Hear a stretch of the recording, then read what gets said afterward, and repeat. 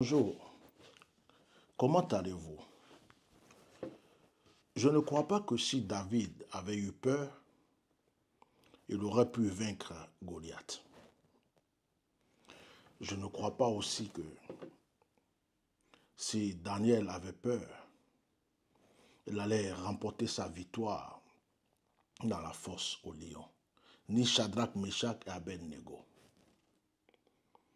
La peur. Je suis en train d'analyser, de me poser des questions et de réfléchir sur la foi de certains chrétiens, certains croyants. Certaines personnes qui prétendent croire en Dieu et croire en Jésus. J'ai une question très simple. Que faites-vous des messages de la Bible? Que faites-vous des messages qu'on vous prêche tous les jours? Que faites-vous de toutes ces proclamations qu'on fait? Tous ces messages qu'on vous donne à longueur de journée? Ayez la foi. Vous êtes au-dessus des œuvres du diable. N'ayez pas peur. Si l'ennemi s'élève contre vous, utilisez vos armes. Il y a beaucoup de versets bibliques qui nous expriment la confiance en Dieu et la victoire que nous avons. Mais beaucoup d'enfants de Dieu sont de gros peureux devant des circonstances et des situations. Il y a des gens, dès qu'ils entendent une nouvelle, dès qu'ils apprennent que quelqu'un veut leur faire du mal, qu'on veut les licencier, que quelqu'un a prévu de faire quelque chose, il y a une situation qui arrive, ces personnes tremblent, elles ont peur, elles oublient qu'elles sont des bien-aimés de l'Éternel et que l'Éternel Dieu Tout-Puissant est vivant, est glorieux et qui ne les laissera jamais, jamais, jamais tomber. Je n'arrive pas à comprendre que quand il y a une situation difficile, tu oublies que tu dois proclamer. Tu oublies que ta prière peut déclencher toutes les situations qui étaient difficiles ou qui sont difficiles devant toi. Je vais m'adresser à ce groupe de chrétiens, de croyants. Oh papa, j'ai fait un rêve. Dans le rêve, on me poursuivait. Mon frère qui était mort, ma soeur qui était morte, je l'ai revu dans le rêve. Mais et alors? Dieu merci que tu aies fait un rêve de ce genre. Le Seigneur vient de te révéler qu'il y a un esprit de mort que tu dois combattre, que tu dois te lever, que ton problème est en relation avec un esprit de mort. Oui, papa, vraiment, je ne comprends pas. J'ai une collègue là, et ceci, c'est là, oh, je suis sûr qu'elle fait du maraboutage. Elle veut me faire ceci. Mais, et alors? Tu as le pouvoir de la vaincre. Tu as le pouvoir même de la chasser de l'entreprise par ta prière. Tu as le pouvoir de briser tout ce qu'elle fait. Je vais dire aux enfants de Dieu, tant que tu ne comprends pas, tant que vous ne comprenez pas que vous avez la victoire, que vous avez la force et que c'est vous qui dominez, le diable continuera à vous dominer. Quelle que soit la nouvelle que tu entends, quelle que soit la nouvelle que tu entends, quel que soit ce que tu entends, quel que soit ce qu'on va te dire, ou quelle que soit la circonstance qui est devant toi, tu n'as pas besoin de perdre la foi. Tu n'as pas besoin de trembler. Tu n'as pas besoin de croire que c'est fini. Tu n'as pas besoin de croire que le Seigneur t'a abandonné. Oui, tu n'as pas besoin. Il faut que tu saches que quelle que soit la situation, l'Éternel Dieu Tout-Puissant sera toujours là pour te défendre. Alors, quelle que soit la situation, tu dois dire, mon Dieu est avec moi. J'ai les armes nécessaires. J'ai le pouvoir qu'il faut. J'ai la solution. Je suis au-dessus de tout. Si tu as peur du sorcier, le sorcier n'aura jamais peur de toi et ne te laissera jamais tomber. Mais lorsque tu lui prouves que c'est lui qui doit avoir peur de toi, le sorcier te laisse dormir en paix. Est-ce que je parle à une sorte de croyants ou je parle à des vrais croyants?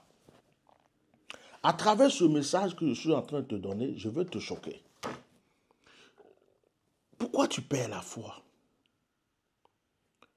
On ne t'a jamais dit dans la Bible que tu n'auras pas de preuves. On ne t'a jamais dit dans la Bible que tu n'auras pas de situation difficile. On ne t'a jamais même dit dans la Bible que tout le monde va t'aimer, que dans ton travail tu seras aimé partout. D'ailleurs, pourquoi tu veux qu'on t'aime dans le travail? C'est amour, tu es allé chercher au travail. Tu es allé pour faire ton travail puis rentrer chez toi. Mais celui qui te dérange, Dieu s'en occupe. Pourquoi tu veux que tous tes voisins t'aiment? Quand tu habitais dans ce lieu, c'était l'amour que tu cherchais? Non. Mais celui qui va te déranger, le Seigneur va s'en occuper. Je voulais te motiver à la foi. Quelle que soit l'épreuve qui est devant toi, quelle que soit la situation, quel que soit ce que tu vas entendre, quelle que soit la nouvelle qui vient pour t'effrayer, sache que tu as le pouvoir de tout changer par ta foi. Ne laisse aucune nouvelle t'abattre. Vous savez, en tant que serviteur de Dieu, j'ai vu des enfants de Dieu, souvent dans certaines circonstances, et je me suis demandé, est-ce qu'il sait que son Dieu est puissant? Est-ce qu'elle sait que son Dieu est puissant? Est-ce qu'il sait que son Dieu est glorieux? Est-ce qu'elle sait que son Dieu est glorieux?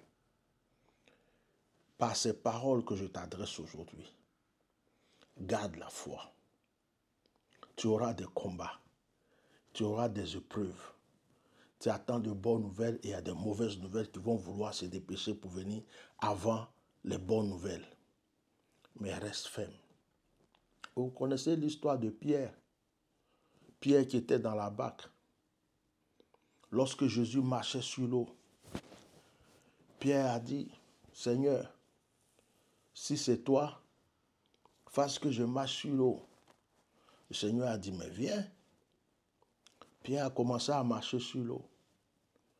À cause d'une petite vague, d'un petit vent, Pierre a eu peur. Et Pierre a commencé à s'enfoncer. Il allait se noyer. Il a fallu que le Seigneur lui prenne la main. Le Seigneur lui a dit, gens de peu de foi. Nous avons Jésus-Christ. Nous savons qu'il est mort à la croix pour nous. Nous chantons que Jésus a vaincu Satan. Nous savons qu'il a pris les clés du royaume des cieux dans le séjour des morts. Nous chassons les démons. Quand on est à l'église, au nom de Jésus, au nom de Jésus. Nous combattons les démons avec le nom de Jésus. Mais lorsque tu fais un mauvais rêve, tu es effrayé. Lorsqu'une nouvelle vient, qu'elle n'est pas ce que tu attends, tu es effrayé. Lorsque quelqu'un fait semblant de te faire peur un peu, tu es effrayé. Lorsque quelqu'un fait semblant de t'accuser, tu es effrayé. Lorsque une situation à laquelle tu ne t'attends pas se manifeste, tu es effrayé. Mais bien aimé, c'est quoi ton problème? Ta foi, elle est où? Si tu as la foi, rien ne doit t'effrayer autant. Je voulais encourager les enfants de Dieu à se réveiller dans la foi. Ta foi est ta puissance. C'est la foi que David a eue pour pouvoir vaincre Goliath. C'est la foi que la femme qui perdait le sang a eue pour pouvoir être guérie. C'est la foi que Jairus a eue. La foi, c'est ta foi. On ne dit pas qu'une situation ne peut pas être difficile ou bien être effrayante. Mais dès que la situation arrive, adopte la foi et dis, je sais que le Seigneur agira et crois qu'il agira. Et comporte-toi comme quelqu'un qui a déjà la victoire. Dans le nom puissant de Jésus, recevez ces paroles.